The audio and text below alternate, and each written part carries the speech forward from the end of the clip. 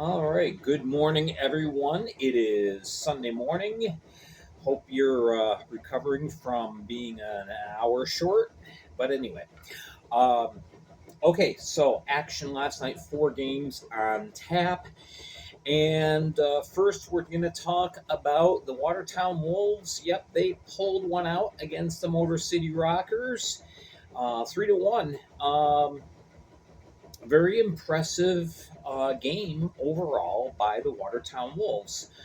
Started a little rough for them, but anyway, oh yeah, gotta mention 4 seconds into the game, Justin Schmidt and Elias Thompson had a fight.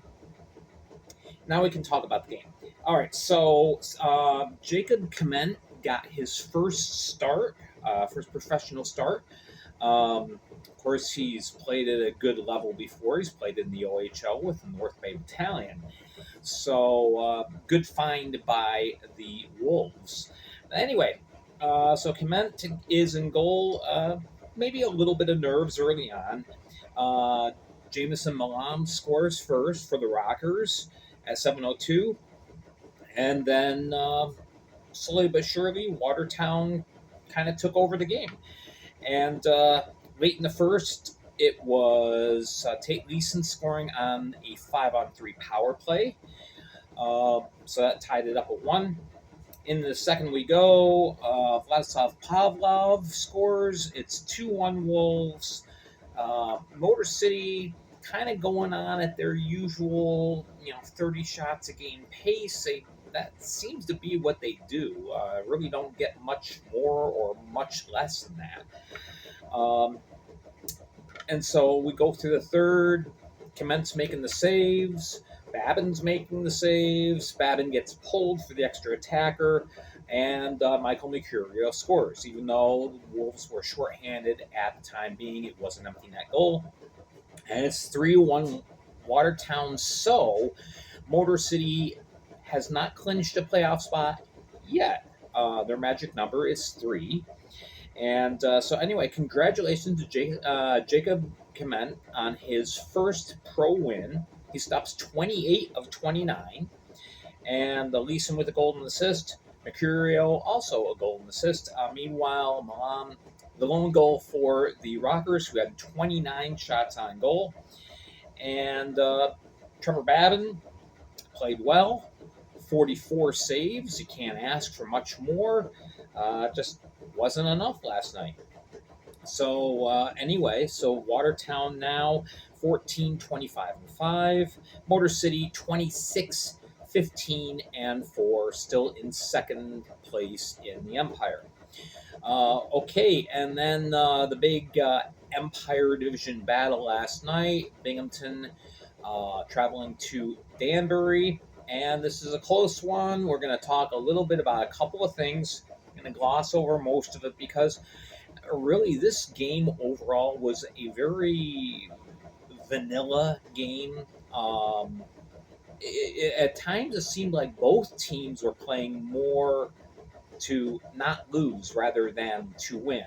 And there's a big difference.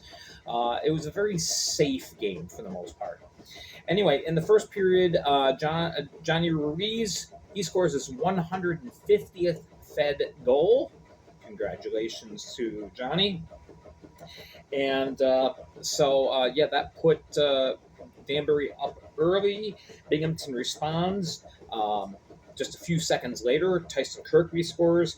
And then midway through the period, Jesse Anderson, he nets one, and he puts Binghamton up 2-1. But Danbury gets another goal from Michael Phalange to tie things up. It's 2-2 at the end of 1. The first period was really the best period of the whole game, and everything else was just kind of like, okay, so this happened. All right, Chase Harwell scores back-to-back goals, although the one was just kind of a fluky thing. He shoots, it deflects off of Gavin Yates' stick and into the Binghamton goal. But Harwell, he gets credit for the goal, and then he scored a more traditional goal a couple minutes later. So now Danbury's up 4-2. Yates atones for his stick tip. He gets on the board at 7:13 of the second. So after two, it's 4-3 in favor of the home crowd. Danbury, great crowd on hand last night as they had alumni night, inducted people into the local Danbury Ring of Honor, including Brad Wingfield. It was pretty cool to see.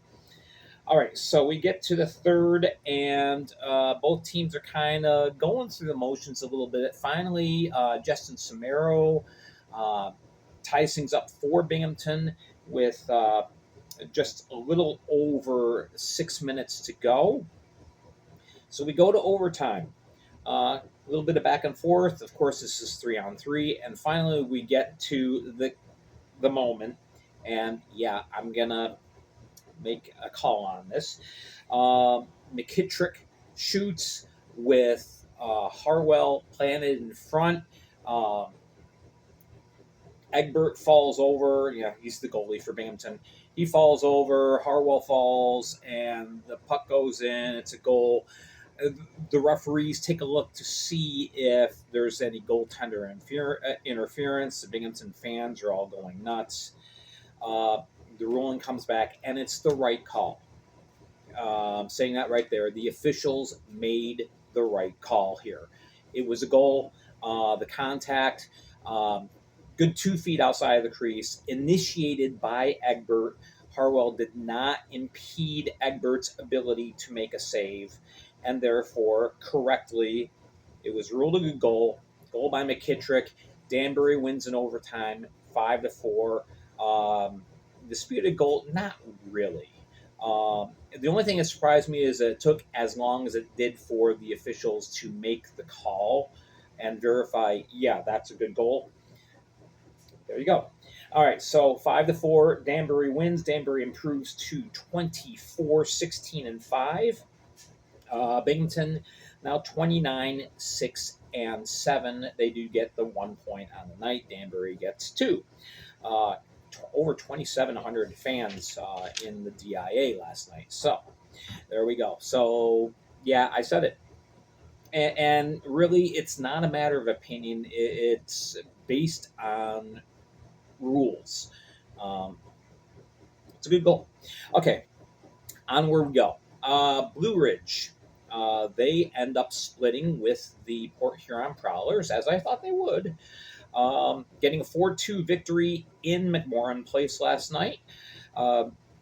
And it was Nikita Ivashkin. Ever since he got traded to the Blue Ridge Bobcats, he's really rediscovered his game.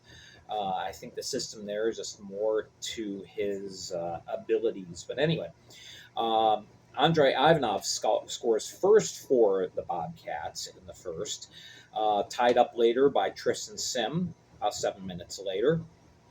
And then late in the first period, it's Vladislav scoring for the Bobcats. So it's 2-1 at the end of one. And Bobcats held a big shots advantage, 13-5 in that first period. Just not a lot of offense getting generated early by the Prowlers. In the second, Ivashkin scores his first of 2 at 1:06. And then he scores his next shift on the power play. And there we go. It's 4-1 in the third.